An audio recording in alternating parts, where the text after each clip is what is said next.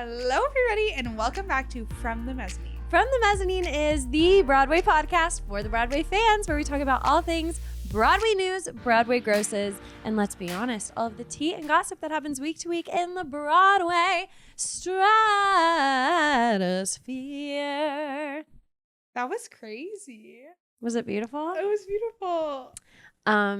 What else would you like me to sing? Sing Requests. my intro. Tell everyone that I'm back on the podcast. Brynny, Broadway bestie Brynny is back on the podcast. She is sitting right beside me. This was not planned in advance, but she came over and now we're recording together. Ow! And here she is, everybody. Broadway bestie Bryn. Hi, everyone. That was crazy. That was crazy. What's going on? How are you? I'm just in shock right now. That was a lot. I'm good. I'm back. Unexpectedly back so soon. So soon. But, you know, we're talking about Elsiefest / one of the best times I have had in a very, very long time. We had lots of surprises, lots of fun times. So let's chat about Elsiefest. It was honestly unreal. Oh my God, it was unreal. I had so much fun. I was shook because we got there like right when the doors opened. Well, a little before, and there was a line that was like a mile long to get in. And I was like, oh, this is legit. Like, this is a big deal. It was really packed. I thought like we would be able to be at the very front at the barricades the entire time. I was like, we don't need to get there early. Like, who are we kidding? It's a Broadway festival. Like, oh, it's not going to be anything crazy. It was crazy. It was crazy. It was packed. The vibes were immaculate, though. It was like very fun. So many amazing, like, I don't want to keep saying surprises, but like we got to see some new shows that were not anticipated, like, and we got to hear some like never before heard songs. It was epic. It's fine. I just hit the poster behind us. It was epic. I forgot to tell you, this week at work, someone was like, I saw you on the billboard of Elsiefest and I couldn't find you in the crowd, but I thought it was you. No way. I'm like, you should have come and found me. That's crazy. That's an anecdote, but it was honestly, it was the perfect collaboration of Glee and Broadway. Heavy on the Glee. Heavy on the Glee. Just like it was everything I've ever dreamed of. And it was like, you were shook. It was beautiful to God. watch it through your eyes. I was shook. Because they just kept bringing out Glee stars. Why don't you tell them who we heard? So we first had obviously Darren Criss, and he sang both Teenage Dream and Cough Syrup, which are Teenage Dream. I was like, oh my God, because that is like when I think Darren Criss and Glee, that's the song I think of. And I feel like I listened to his version of Teenage Dream more than I listened to Katy Perry's growing up. Like his was a cultural reset. It was huge. And I didn't know Cough Syrup that much from his. Yeah, I think it's like Teenage Dream was like a universally, like everyone knew the Darren Criss cover of Teenage Dream. And I feel like that was in the height of like everybody was watching it on YouTube. Yeah. Yeah, that was a big deal.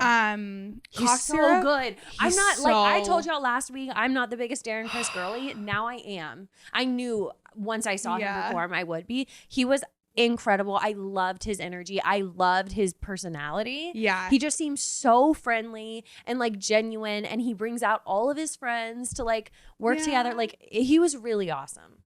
I loved him. When I saw him in Little Shop, like after he came out and he was like, I don't sign or take pictures because once I do it for one person, I can't allow myself to not do it for every single one of you. Yeah. And I can't be here all night because I have a child at home. And he's just so sweet. But so we heard those two songs, and then he brought out Max Adler, who was Dave Karofsky in Glee, as well as two other people who were warblers in Glee. One I think might be Telly Young. I have their names. Oh yeah, Telly Young and Kurt Mega. And they sang a quartet song from the Music Man, which was kind of random. Yeah, totally random, but it was cool. And we had just watched Glee the night before. Yeah. And so it was all fresh in our minds. Obviously, it's always fresh in Bryn's mind. But for me, I was like, oh my God, I'm so glad. That was like such a coincidence. But I'm glad we watched it the night before. What really got me was he brought out Chord Overstreet. like childhood crush. Sam Troutmouth from Glee. Trouty So Mouth. cute. And they sang Moving Out, the Billy Joel song. I loved that. That was my favorite performance. It just like, he also had a hat and sunglasses on the whole time. Yeah. So at first, Lindsay was like, wait, who? Because he said Cord Overstreet. I was like, Sam Harris! Like screaming. I was in utter shock. Like cough syrup did something to me on the way home too. I just kept rewatching on my phone. I was like, I'm cured. Like nothing's wrong with me. My life is perfect. The only thing I think would have pushed me over more would have been Somewhere Only We Know. If he did that one. Yeah, that's what you kept saying. Because that's the song he sang when I was on set. It was like him performing. When I was on set. You know, when I was on set. We're going to like show the pictures again. Yeah, here's a picture of me. But it was the day he sang Somewhere Only We Know to Kurt. And so that one would have like really got me. Yeah, surreal. But it was just wild. Yeah, his set was incredible. He also brought out Jordan Fisher and they sang Dear Theodosia, which was beautiful. It was funny. They like got the lyrics wrong a couple of times. People throughout the night were getting the lyrics wrong. That was kind of funny. Yeah. But I don't know. It was relatable. I think Darren got the lyrics wrong. Oh no, maybe it was Jordan who did. It was definitely Jordan. That's at one crazy. point. I don't know if Darren did too. And then also at one point, I went to the bathroom and came back. And I was like, oh, I just saw Andrew Barth Feldman in the back, like in the little performers area, which I was like, why is Andrew Barth Feldman here? And then I was like, oh my God, of course, Helen J. Shen is here to perform Maybe Happy Endings with Darren. Performed with Darren because they're going to be Maybe Happy Endings together. And then he also brought out Andrew and they did a song. Sang Granger Danger from the Star Kid, a Harry Potter musical. So that was also wild because that's how Darren got his start, was in Star Kid. And he didn't even sing. He like played the guitar the entire time. But so also like seeing Helen and Andrew and they're a couple and seeing them sing that to each other is just like, y'all are a match made in heaven, like couple goals.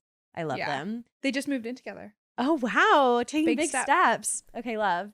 But yeah, that was awesome. And then moving away from Darren, is that everybody he brought out? Oh my God, no, he also brought out the JC Chavez from NSYNC, and they sang Bye Bye Bye, and it's gonna be May. And so that was crazy. But the NSYNC guy, he made an announcement that he is actually working on a musical. It's something to do with like Frankenstein. He didn't sing any songs from it, right? Mm-mm. He just kind of explained like, hey, I'm working on like a concept album. I think it's out like October 20th or something. Which is just like super random. So random. But like, love that for you. What did he say about it? He described it. It's some like spooky horror. I think he maybe like alluded to like Rocky Horror, Little Shop. Like if you like those things. I'm just excited. Like I didn't know that it was going to be all of these debuts of shows and like never before heard songs and like these announcements being made. It really felt like, well, I'm going to say something crazy. It felt like what Broadway Con wants to be. I thought that's exactly what I thought you were going to say. Oh my God. It like, right though? It was honestly, I'm not a huge like concert person. I find them really tiring. When we first got there, I was like, I have to stand for 4.5 hours. Like, oh my God. How am I going to do this? And then it honestly just like happened. And it was so, I don't know the last time I was that like thoroughly entertained for 4 straight hours. It was incredible. Yeah, no, same. Because they just kept bringing out like amazing act after amazing act and everybody had surprise guests. And so, yeah, it was awesome. And they really like, they kept it divided up really well. Like they would do a super well-known artist and then a couple songs from like a new show that people like didn't know the lyrics to, but then they would bring out somebody else and like Darren would pop in and out here and there. And then they also had over on the side, they had like a second stage where the Marie's Crisis pianists and singers were. And this one guy, literally my king, sang Chic Sagatas and I was like in my element so hard. It was amazing. It was such a surprise. I don't think anybody knew the song very well, which like it's from the last 5 years. I don't know why. And we were all supposed to sing along and it was so funny because I was like, it was just Lindsay. It's like, I'm breaking my mother's heart, and like nobody else was singing. And then y'all were like, Lindsay, I think we're just supposed to listen, and I don't think I did. I think I continued. No, it was lovely to watch, but it was nice because during like breaks when acts weren't on stage, the Marie's Crisis people would just play like they were playing specifically very Sing-along well-known sing-along yeah. songs. Like Les Mis. Waving Through a Window. Yeah. So the energy was always high. I Just Can't Wait to Be King. Yeah, it was great. It was done so well. Like far surpassed my expectations. I cannot state enough. Like if you're wondering, oh my gosh, is it like that big of a deal for me to like plan a trip to go to Elsiefest? It is. Even if you're not, Darren. yeah, even if you're not like super like taken by this like set list and like everybody who's gonna be there. I wasn't. I was just like, oh my gosh, I'm gonna get to hear Rachel Zegler. Okay, cool. But they bring out all of these cool acts, and it's just like all of these grown-up theater kids and just having an amazing time. Even just like standing there, and at the end they close it out with Defying Gravity with all of them on stage, and like there could have been no one on that stage, and just like all of us standing there belting, like not well, but belting Defying Gravity. It was so fun. And when Seasons of Love came on with the piano like that, like it just was so, there could have been no one on the stage and it would have been so fun. And it was was singing along with like Darren Criss and Derek Klena. Like Derek Klena, by the way, made an appearance in Lizzie McAlpine set. Which, are you a Lizzie McAlpine fan? I'm not a fan, but I don't know a lot of her music. Yeah, me neither. I know like the TikTok viral songs, and I was really impressed with her. She sang a lot of kind of like underground songs from Broadway. It was a fully Broadway set. She sang songs from Dogfight, Hadestown. What else? Hadestown she sang with Anais Mitchell. Yeah, so that was a surprise. I saw her in the bathroom. I have been listening to that song from Dogfight. Yeah, I need to listen to Dogfight more because what I've heard from it I really like. But I don't know. It was Derek Klena in Dogfight? Yeah. Oh, I actually did not know that. So, which makes a lot of sense because she brought out Derek Klena to sing. But that was a shock for the girlies for sure. Oh, everybody was big like shock. Freaking out. But on the article that I read, it said that Corda Overstreet had like the biggest like screams when he came out.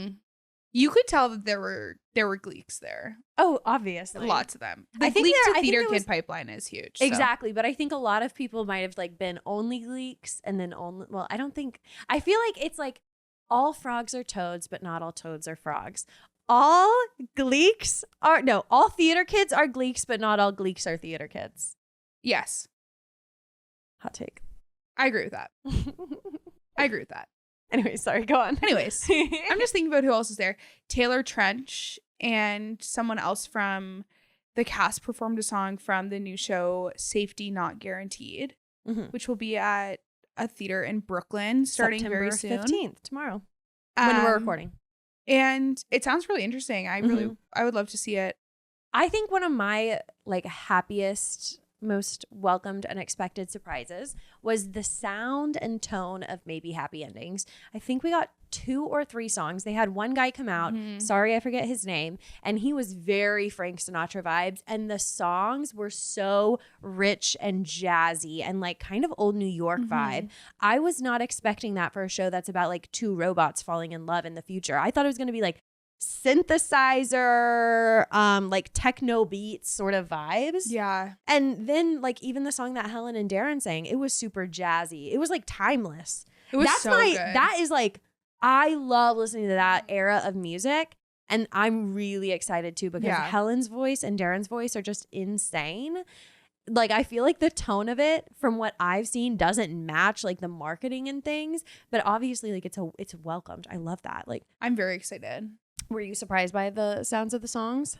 I don't know if I was necessarily like, because it was so like big band jazzy. I don't think I had like a thought in my mind of what it would or wouldn't be.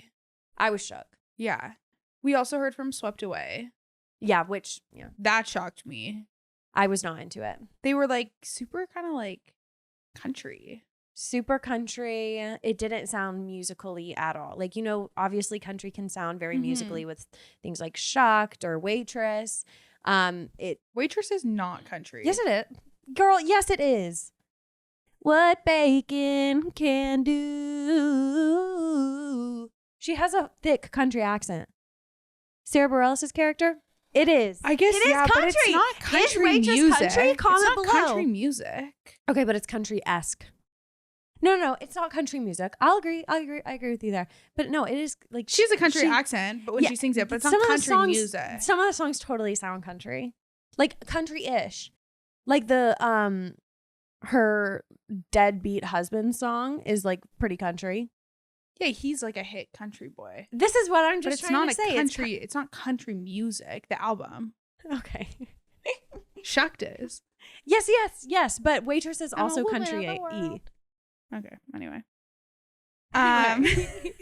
We also heard from Joy Woods. Wait, no, we have to finish talking Oh. about Swept Away. How did you feel about it? Because that was something you were really excited about. Also, I'm still gonna see it. Yeah. I love Stark Sands. His long hair was jarring. Yeah, he was like almost unrecognizable. Yeah, he looks so different from his Shakespeare and his Anne Juliet days. I also just heard really good reviews of Swept Away when I was in DC. Okay, great. And I usually see all the musicals that come. So I think they really should have put them earlier in the night because I feel like when they came around, it was like it kind of died. Like the energy died. Sing along. Yeah. It was just real like folk, like slap your knee kind of music, like brotherly love. It was bizarre. I'm sorry. Yeah. That was not my vibe. We'll see. Yes. We also heard from Joy Woods. She sang some random songs, but of course they were gorgeous, like a Natasha Bedingfield song and a Katy Perry song. And then, of course, she sang My Days, which everybody was just like basking in the glory of Joy Woods. A lot less people were singing along to My Days than I would have expected. Where am I? Like, I kind of thought everyone would know it, but not at all. A lot of people did, but people only really know the ending. Yeah. I just need to choose my time. I tried to sing it like so legitimately yesterday. Really? Yes, so good. I hit every note. I have to stay. I don't even want to sing it on the podcast because I just know y'all are going to be like, why do you have a podcast, Lindsay? You should be on stage. And I don't want y'all to think that. I follow in my heart. I Anyway, don't even want to sing along. I'll save that for the Patreon. Came away from the night thinking, because we ended the night with Defying Gravity, I was like, Joy Wood should be in Wicked. Oh, duh. Literally, duh. It's gonna happen. Either Glinda or Elphaba, honestly. She could be either. I would love for her to be Elphaba, but she could be either. I would love to see her as Glinda because that's just like a new side that I haven't seen. I think that well, would be that really like kind of like the interesting. poppy girly stuff kind of reminds me of like Audrey from Little Shop. See, Little Shop is a foreign show to me. That's I don't fair. know much about I it. actually, now that I said that, they're not really similar. I kind of thought we'd have some type of Little Shop song because we had Darren, we had Andrew Barth Feldman, right? We had Joy Woods. Who else? There was someone else there. Hasn't Derek Klena been in Little Shop? Don't know. No, maybe I made that up. I actually don't know. But it was amazing. Oh, so good. I can't wait. Rachel for next Zegler? year. Rachel was everything. Like she looked so stunning. She was so good. I loved her. Like she's saying mama, gimme. That's what she's saying. That thing called love. She was so good. She's like belting to the gods. Stunning. As we all knew she would be. Okay, is that everything? I think that's all about Elsiefest. Slay, Elsie. We will be back next year. Don't you worry. With that, folks, let's head on into our Broadway grosses. Cha-ching! Okay, folks, this is for the week ending on September 8th. Okay, let's get into it. Number 1, I'm always happy to see, is Wicked. Number 2 is The Lion King. 3 is Hamilton. 4 is Cabaret. Oh, we got a little bit of a switch up this week, y'all. 5 is Hell's Kitchen. 6 is MJ. The Outsiders is bumped down to 7. Wait, why? I mean, they have the difference between them and Hell's Kitchen is like pennies.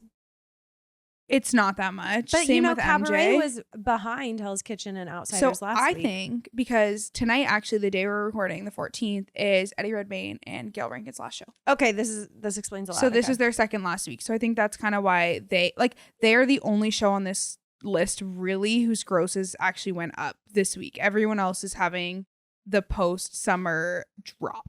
Outsiders is still over 100% capacity. They're killing it, but they're not at 102. Yeah, lower than they have been. Which we speculated last week because we were in the audience and we noticed it wasn't quite as full, but they still have 101% capacity. So Don't get too all the standing excited. room was full. It's still crazy. At 8, we have Moulin Rouge. 9, we have Oh Mary. That is the highest I've seen Oh Mary so far. That's awesome. And 10 is Aladdin. Right below that, we have Great Gatsby at number 11. Just thought y'all should know that. Good for Oh Mary. So are you telling me, okay, wait. So Cabaret's going to have some understudies and then Adam Lambert and Ali are taking the stage, right? No, don't they start this It's week? immediate? I Oh my think God, they're I'm about to so start. lit. Um, I'm so lit. Also interesting to note, the top 10 shows all have over $1 million in grossing, but everything below that is below $1 million. Yeah, it drops like pretty quickly. Not Yeah. gonna lie. McNeil? So you wanted to talk about Water for Elephants. Oh my God, look at McNeil. They had 745,000 and only 4 performances. Yeah. McNeil is Robert Downey Jr.'s new show. It's in previews that started this past week. And like she said, 4 performances and they're almost hitting $1 million. That's crazy. 100% capacity and 4 performances. It's going to be huge. What? 15th in the grosses, and That's they only have 4 awesome. performances. Well, we will stay tuned for next week. Okay, let's place our bets. I love doing predictions. What do you think McNeil is going to, like, rank-wise, number-wise? What do you think it's going to be at next week with a full week of productions, but still in previews? Like 8th. Okay. According to my calculations, I believe it will be 5th. I like placing crazy bets. Yeah. It's kind of fun. Okay, cool. My biggest flag for the week was Water for Elephants because this was a full week without Grant Gustin. And is the guy in? Is Kyle Seligman. He's in? He came right in. So here we have it, guys. I don't like to see this because, like, it's sad. But Kyle Selig is now in Water for Elephants, and it had 68% capacity last week. And the week before, with Grant Gustin, it had 85% capacity. That's not even that good either. And I think needed somebody big. The week before Grant Gustin left, like the week before this 85%, it was like 75. So it went 75, kicked up to 85 for Grant's last week, and it's now at 68. Yeah. And they only made $730,000. The things that's really surprising to me is that I feel like Notebook had a lot of really loyal fans. I have not met one loyal fan for Water for Elephants. Oh, really? There are a lot online. Really? Yeah. I have not come across them. Yeah. I'm in a Okay, Water good. for I like to Elephants hear that. Facebook group Mhm. because I joined it. Wait. I was like, wait, what? I joined it at one point, I think when I like was first trying to get the 30 under 30 tickets, and I wanted to see if anyone had posted like what time they got there. Gotcha. And I just like have never left the group. They're all Well, of course they're in a group. There's a gonna be the lot. crazy ones that There's are a obsessed with lot. it. But well, not that if you're obsessed with it, you're crazy. I just mean like they're crazy obsessed with that show. Interesting. Well, they better get their tickets because it's not going to stick around much longer. Let's place our second bet of the episode, Brinny. What I'm just trying to figure out checking if- us live here for I'm Cabaret. fact checking if Adam Lambert and Alihi. Yeah.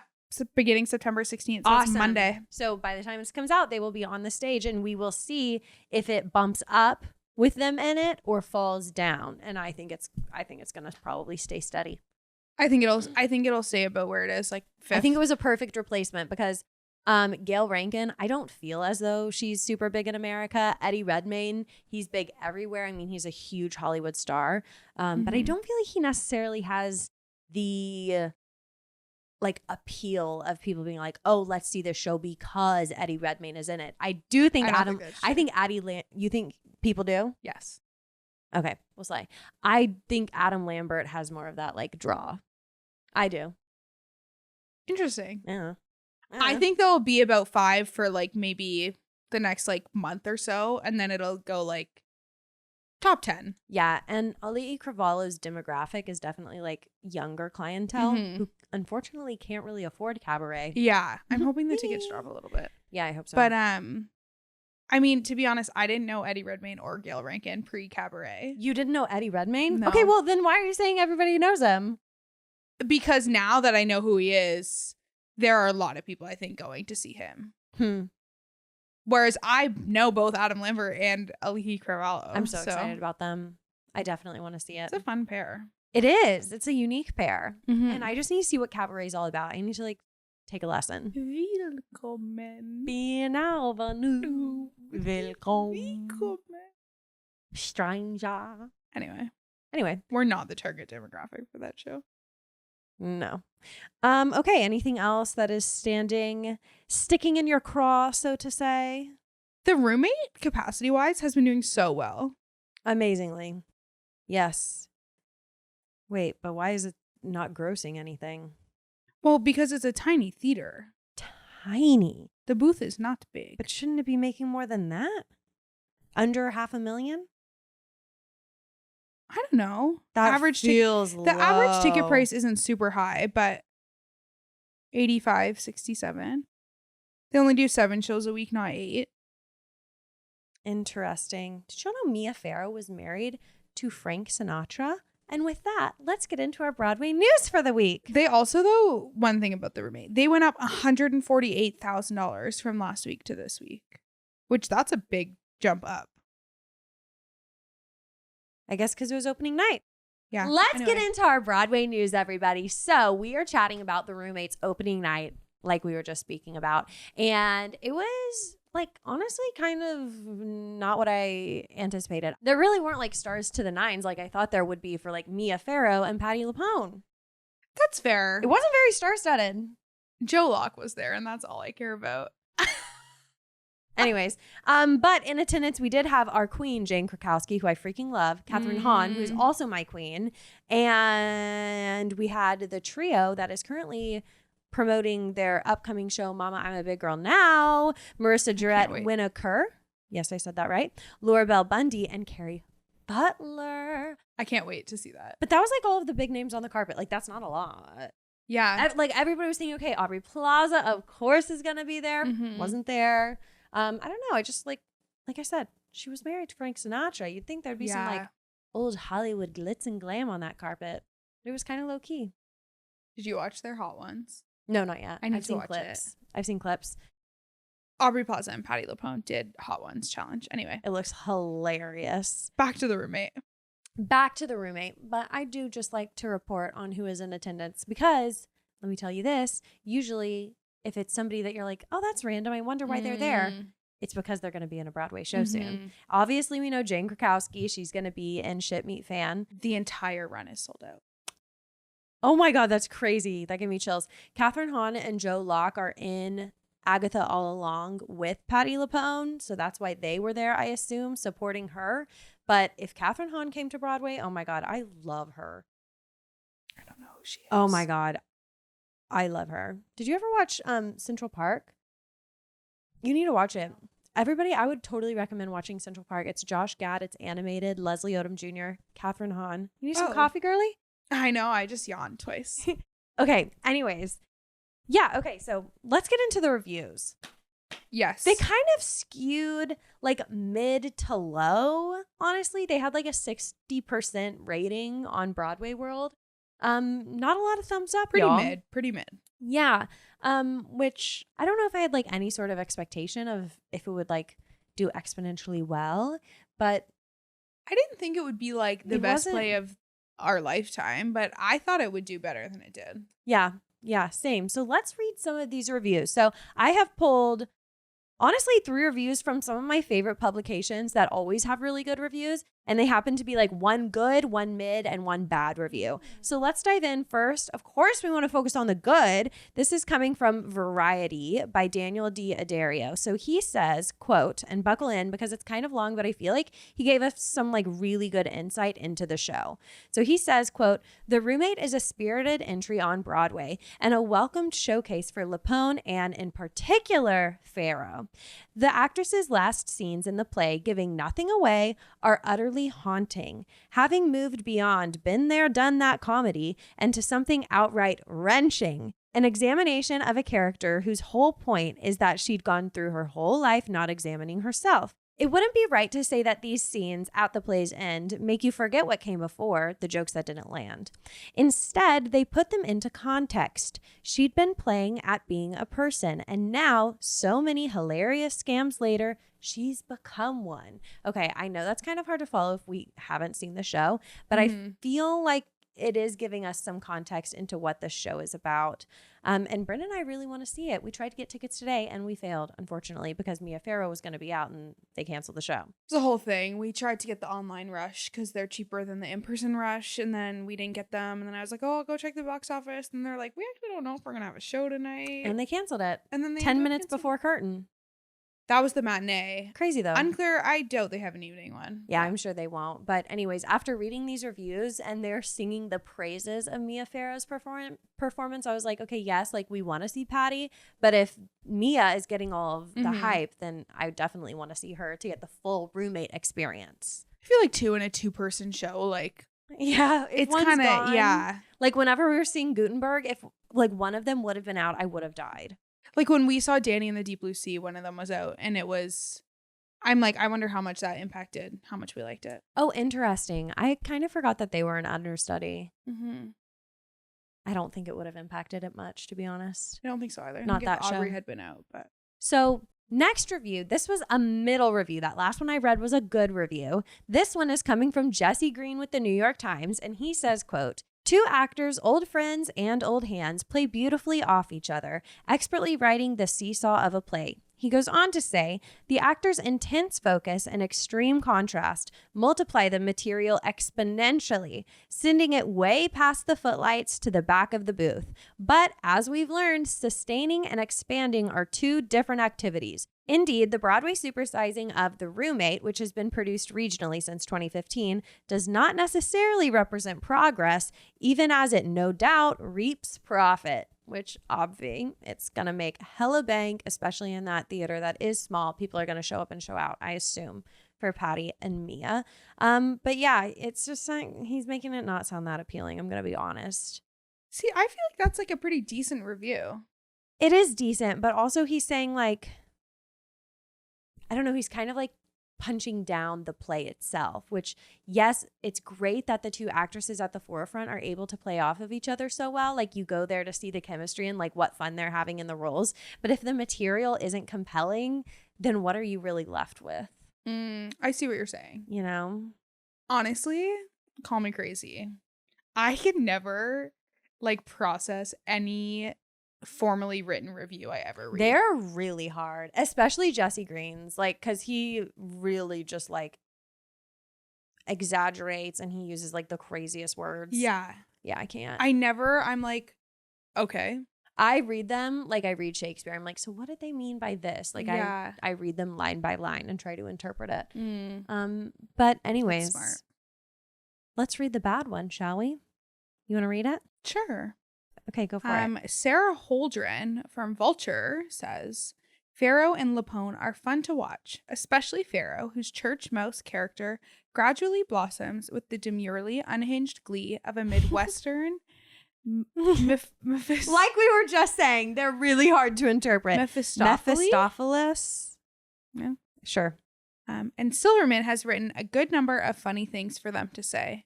Their chemistry is spicy and real, and there's nothing wrong with having a straight up good time." This is good so far, by the way. Yeah. This is supposed to be a bad review.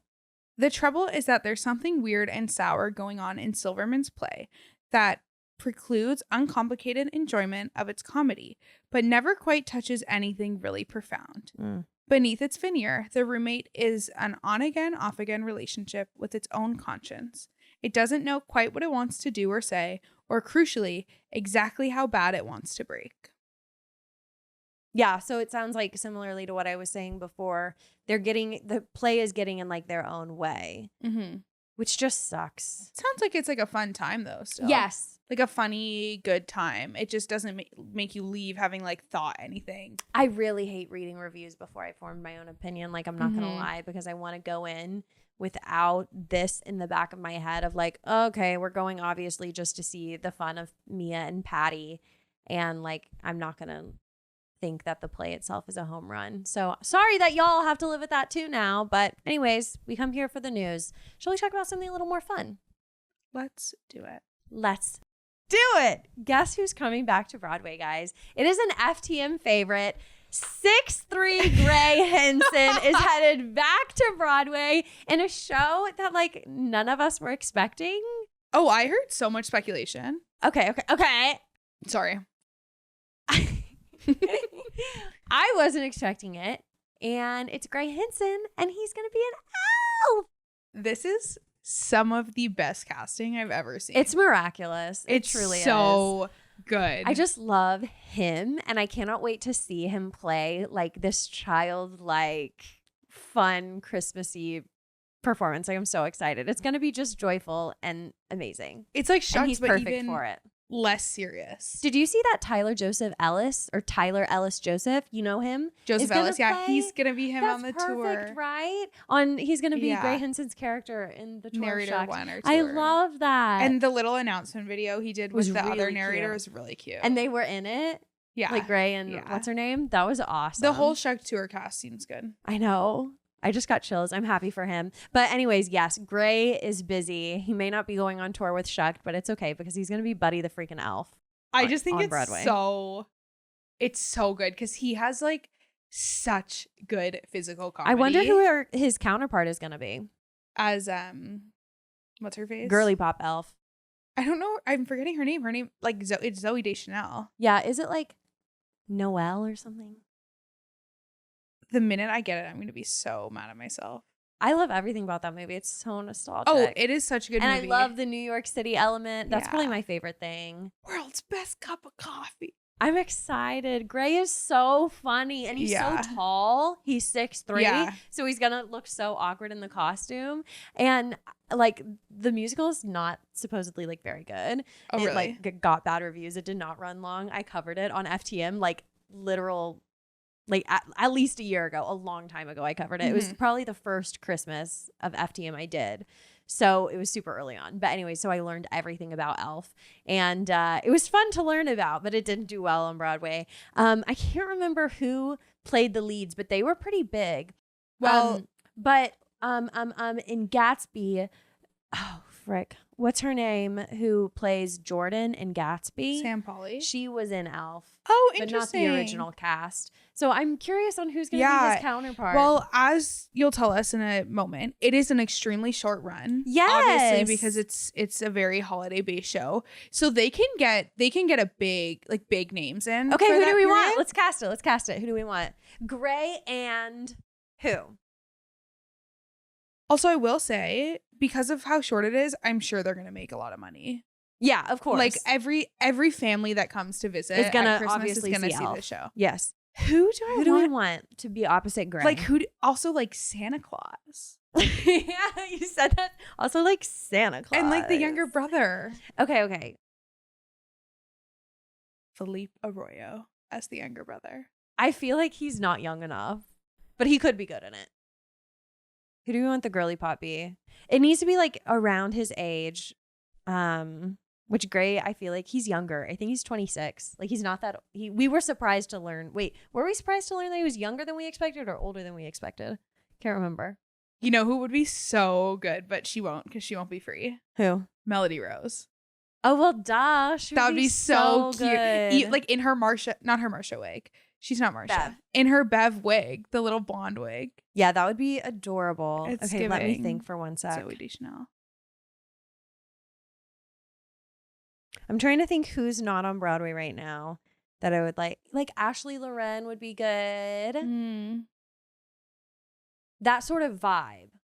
But I want something like quirky and or like I want like a girly who's quirky. Wait, I know. Who? Mackenzie Kurtz.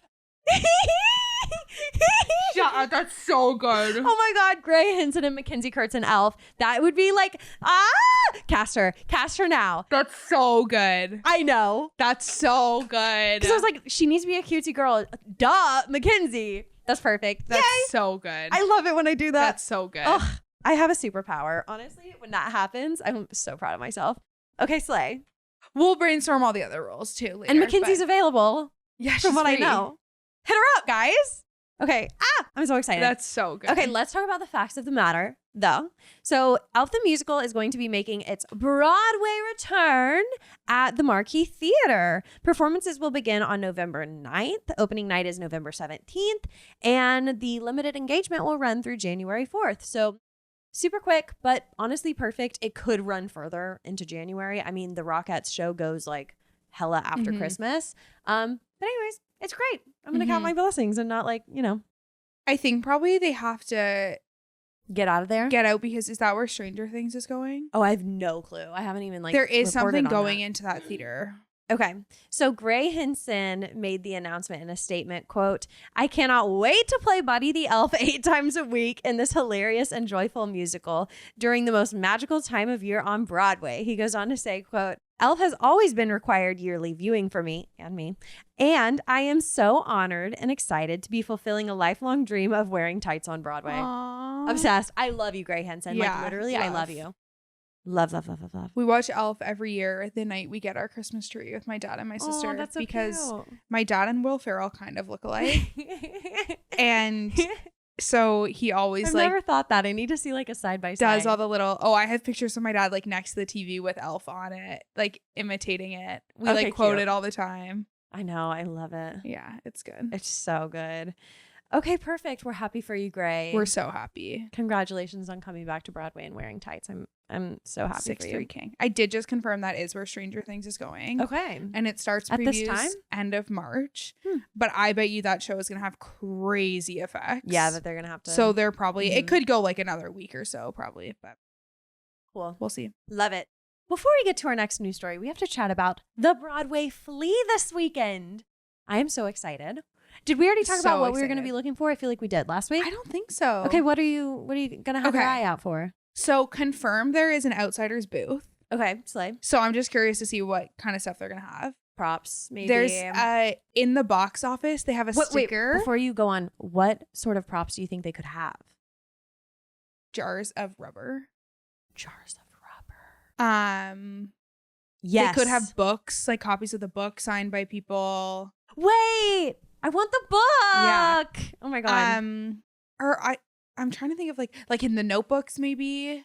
Yeah. That the moleskin. Yeah. They probably have like a ton. He probably goes through a bajillion of those notebooks because they get the wet. Cigarettes. Yeah. No, probably not. Because those are like mechanic. Yeah, you never know. Yeah, you never know. Opening night playbills, that kind of stuff.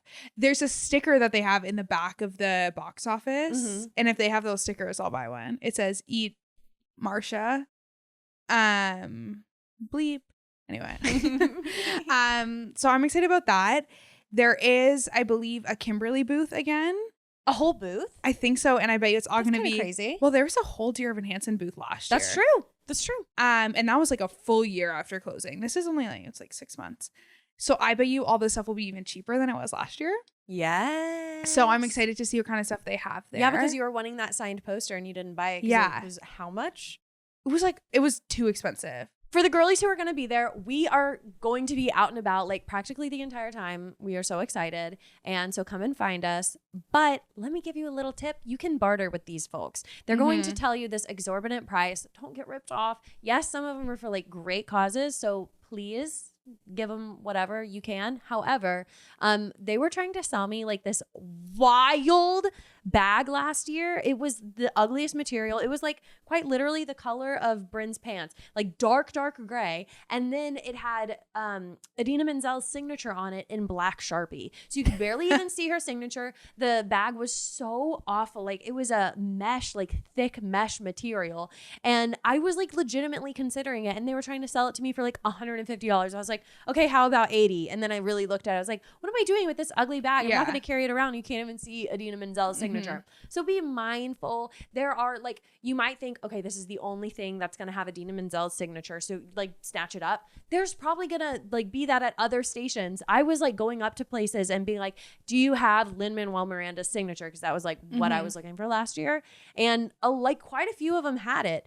And I'm happy with what I got, my special bookmark. But other people had like Hamilton playbills that were signed, which would have been really cool. They were like $500. Actually, they were $50. What? Yeah. No way. Yeah, no, they weren't that bad. But I had like the person sent me a picture of Lin-Manuel Miranda actually signing my bookmark, and it was from the Drama Bookshop. So I was like, okay, I definitely know that this is Lynn's signature, and here's a photo to prove it. So I loved that. But anyways, don't be afraid to ask at these booths, like if you're looking for something in particular, because they might have it, and everything that they have out is not everything they have. Like I asked them about that Idina Menzel signed bag, and he like brought it out from beneath the table. It wasn't even set out. So It's so fun. Y'all are going to love it. Excited. It's just like digging through all kinds of stuff. And honestly, like I saw Rachel Zegler last year. I always forget that. Oh my just God, walking around the crowd. I just saw her. I remember seeing Talia I never know how to say her last name. I saw Eva Noblezada walking around. People were last just year, I'm like really excited for all that. around. Yeah, it was really cool. They had like a booth or like a big table of like people giving out signatures and stuff. So people are just all around, like casts There's of an every auction. show. It's so cool. I'm so excited. Last year you got one and I wish I found one, a Rent playbill. Yes. I would love to find a Rent playbill this year. Yeah, it's not signed or anything, but it has like the original show art on the front with like the original cast. I don't need it signed. It is signed by whoever the angel was, but it wasn't the original angel. I don't need it signed. I just want like a plain OG Rent playbill. I think I paid $25 for it. It wasn't anything crazy. I got like this cute, quirky Eric Anderson, like silly, like fan t-shirt. You had good finds. That was just like silly. And I was like, okay, I'm going to buy it because I've never seen anything like this before. Yeah, but I feel like I was there a long time last year. I feel like I wasn't there as long. No.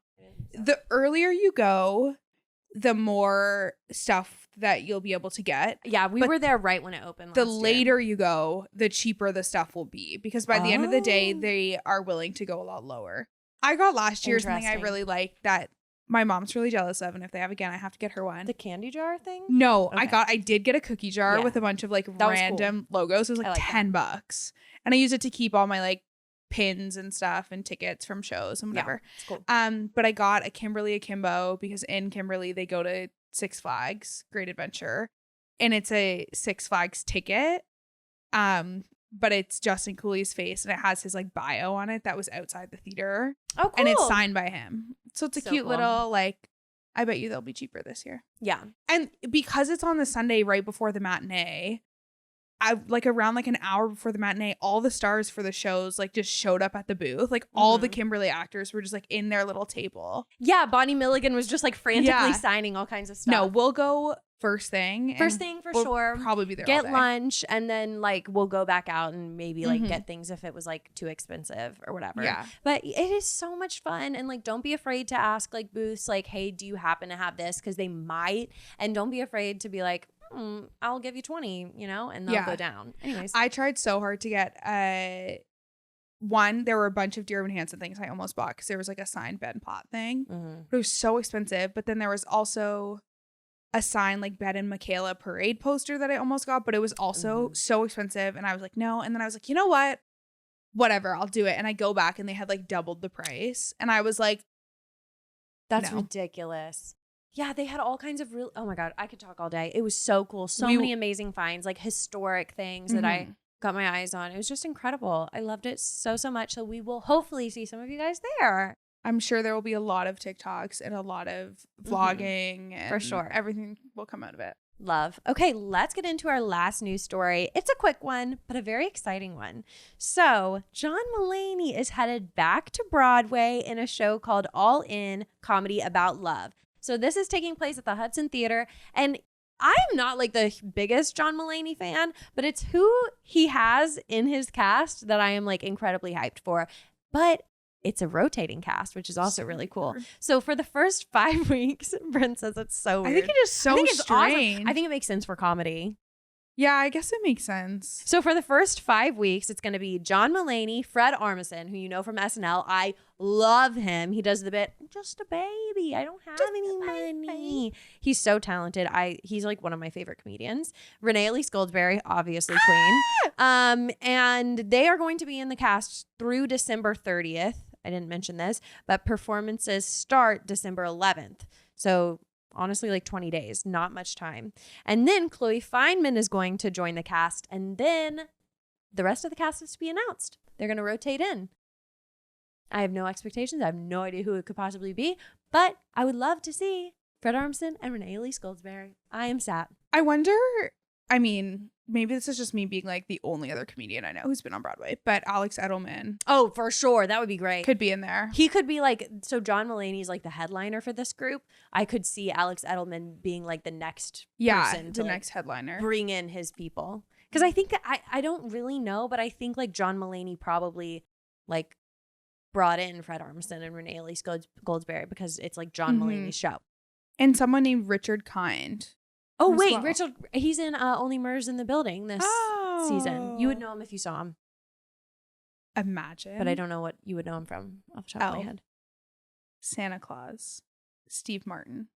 Oh, that would be perfect. Can you imagine? It won't happen. Yes, please. But that would be You never know. Insane. We talk things into existence on this podcast. It actually does happen. Who else would be good? Obviously, Mackenzie Kurtz is goals. Tell me. Julie Benko. Anytime. Yeah, she would be good. But she's pregnant. She is? Yes. Congratulations, Julie Benko. And at this point, she's probably like very pregnant because this was announced like a while ago. That's really exciting. Anytime we like bring up a dream casting, I can't stop thinking about it. I'm stuck for the rest of the podcast. I'm stuck. So funny. Anyways, this is going to be segue. This is going to be a 10-week run, like I said, at the Hudson Theater. And I'm here for it. I will follow Renee Elise Goldsberry to the end of the earth.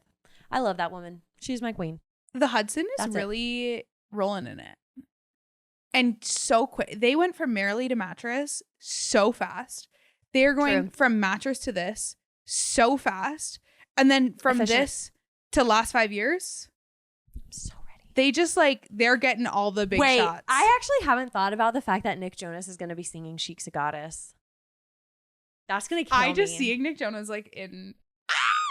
Have you ever seen the Jonas Brothers? No, I haven't. No way. No, I haven't. I love them. I should have seen them when they were in New York, but I had like just recently moved here. Yeah. And I was like, I can't see every concert that rolls through or else I'll have no money. Also, their most recent tour, I did see it in Toronto. It was not like, I realized I didn't know as many of the songs as I thought I did. Wow. But I know every song in the last 5 years. So I'm so excited. When I was 10, I thought diabetes was fatal because Nick Jonas came on stage and did his little speech about how he was diagnosed with diabetes. We were horrified. And then sang the saddest song on the piano. And I was like at this concert, I was like, he's gonna die. Yeah. And he was my Jonas brother of choice. I wasn't really like into any of them in particular. Really? I really wasn't. No. They all reminded me of my cousin. Shout out Jordan. They look kind of, I always thought that whenever I was young. I was like, they look like him. So I didn't like have crushes Nick on girl. Him. But now I like Joe. But Joe's like a little problematic, but I think it's okay. It's so interesting. When I was a kid, if you were a Kevin girl, like you were kind of made fun of. Yeah. Because it was like, who's a Kevin girl? And now I think like Kevin's really got his life together. Yeah. He's cute. Yeah, he looks really good now. Yeah. Like the dad lifestyle is working for him. Yeah, it's good. I love it.